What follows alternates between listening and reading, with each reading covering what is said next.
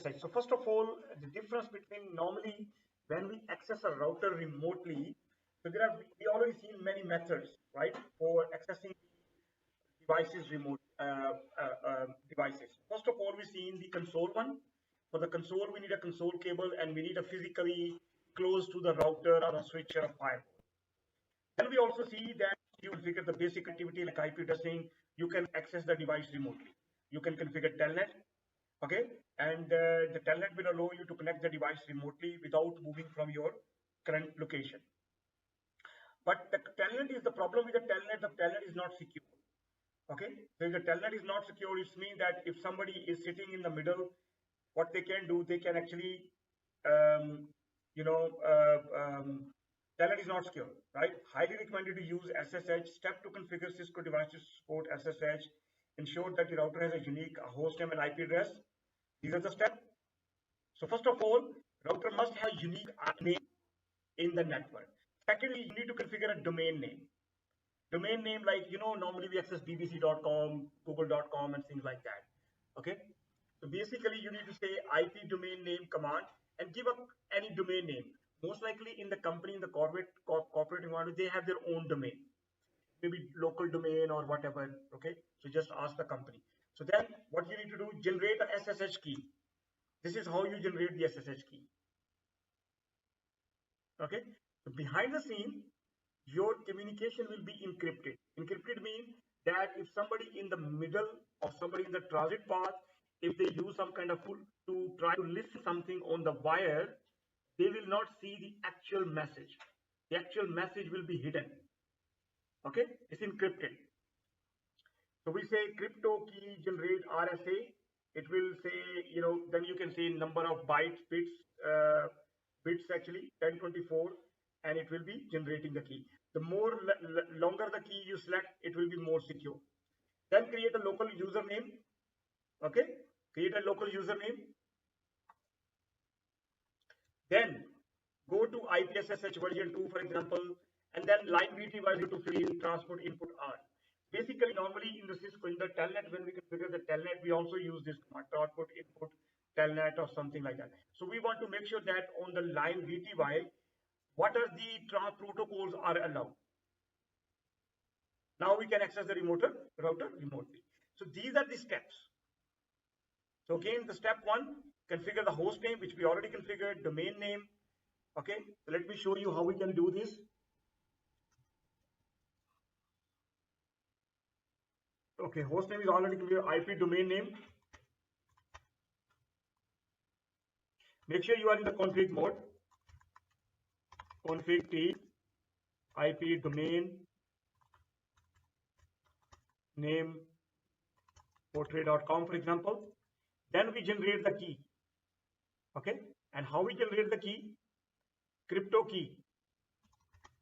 key generate. You see, generate the new key. Generate RSA, enter. Now the default one is 512. If you are happy, fine. If not, then say 1024 or even higher. Now you see, it generated the key. And you will make sure the communication is secure during the transfer. How does it happen? Once you come in the cybersecurity class or any security class, you will see that. At that time, we will discuss in detail. Second thing is, we need to create a local username and password. So username, Maz, password, Cisco. IP SSH.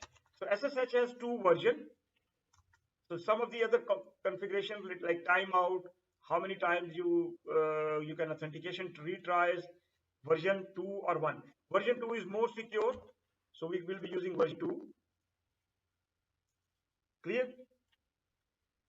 And then we go to line VTY 0 to, let's say, 15, and I'm saying transport input all.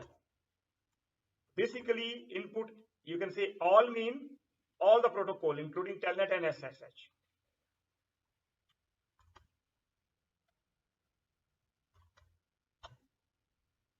Clear? And I'm saving the configuration as well. How we can save the configuration? That there are 3 commands: write memory, of the run part. Okay, clear? Now how we can test it? In order to test that, we need to go into our topology, and from here I can open command prompt, or maybe we have some other option. Wait a second. No, not the terminal. Yeah, so we can go into the command prompt, and here SSH, you see SSH minus L, Maz is my username, and then it's not direct command, you need to the IP address. You see, it opened.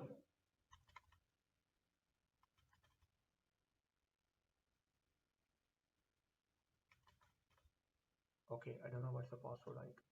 What's the username?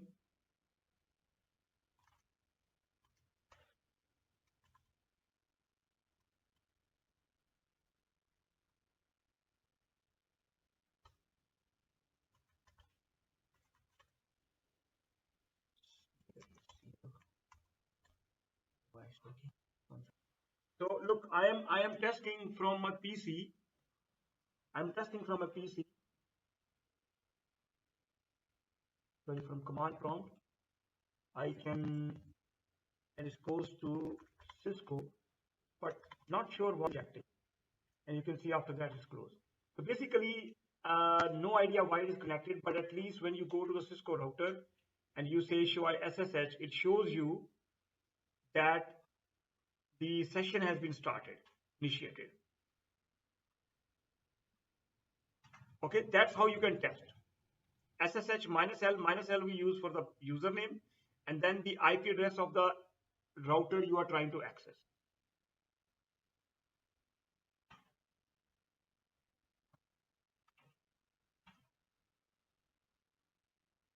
So that is how you enable the SSH on a Cisco router. Sometimes if you are not sure, at least if you have the concept what is SSH, go to the Google and search how to enable SSH on a Cisco router. You will see many documents there. Okay.